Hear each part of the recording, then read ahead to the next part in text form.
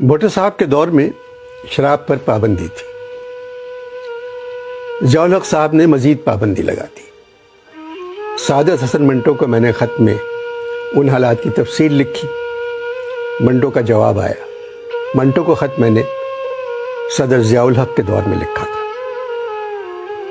انور، زمین پر تم سے ملاقات نہیں ہوئی، مگر تمہارا خط پڑھ کر یوں لگتا ہے کہ ہماری صدیوں سے جان پہچان ہے. غالب کو جتنا تم چاہتے ہو اتنا ہی میں چاہتا ہوں.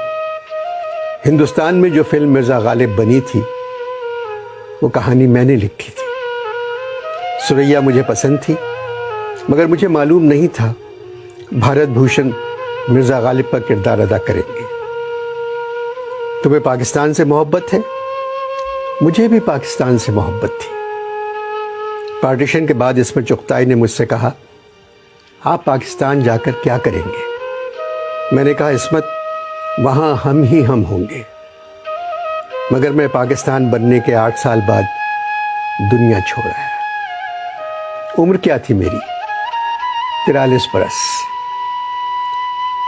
مختلف افسانے لکھنے پر مجھے کئی دفعہ جیل ہوئی. جب بھی کبھی میں نے معقول افسانہ لکھا مجھے جیل جانا پڑا. تم نے اپنے خط میں لکھا ہے، ضیاء الحق صاحب نے شراب پر مزید پابندی عائد کر دی ہے.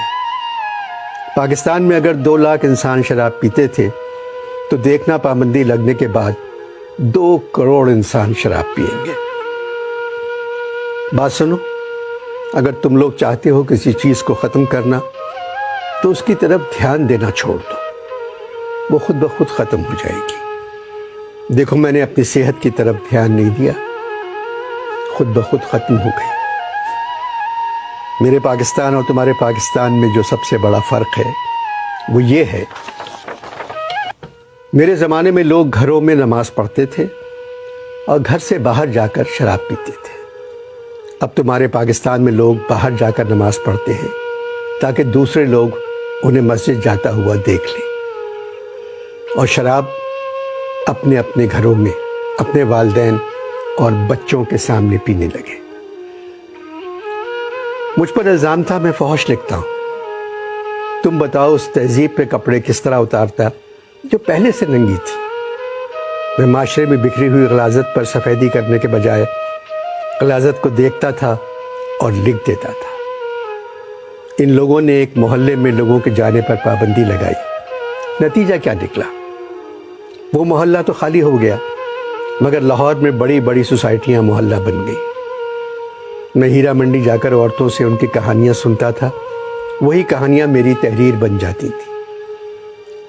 میرا دوست صرف میرا قلم تھا. مرتے دم تک اس نے ساتھ نہیں چھوڑا. میں تم سے صرف اتنا کہنا چاہتا ہوں، اس معاشرے میں جو بھی بات تمہیں گھناؤنی نظر آئے اس کے بارے میں ضرور لکھنا. اور مجھے بہت سو نے بتایا ہے تم لکھتے بھی ہو اور منہ پر بھی کہہ دیتے ہو. انور، میں نے کبھی جھوٹ نہیں بولا. تمہارے یہاں کوئی سچ نہیں بولتا. طوائفوں سے میری دوستی صرف اس لیے تھی کہ وہ سچ بولتی تھی. جو کچھ ان پہ گزرتی تھی وہ بیان کر دیتی تھی. مجھے اپنے کرداروں سے ہمیشہ محبت رہی اور تمہارے ملک میں بسنے والے جاہلوں کو نفرت، جبکہ اکثر ان جاہلوں سے میری ملاقات اسی محلے میں ہوتی تھی. تم نے لکھا ہے، میں اردو ادب کا سب سے بڑا افسانہ نگار ہوں. مجھے صرف ایک بات کی خوشی ہے، جس دن میرا انتقال ہوا اس دن تعزیت کرنے والوں کا ہجوم میرے گھر پہ نہیں تھا. یہی سچے اور بڑے ادیب کی پہچان ہے. سچ پر مرنے والا تمہارا منٹو.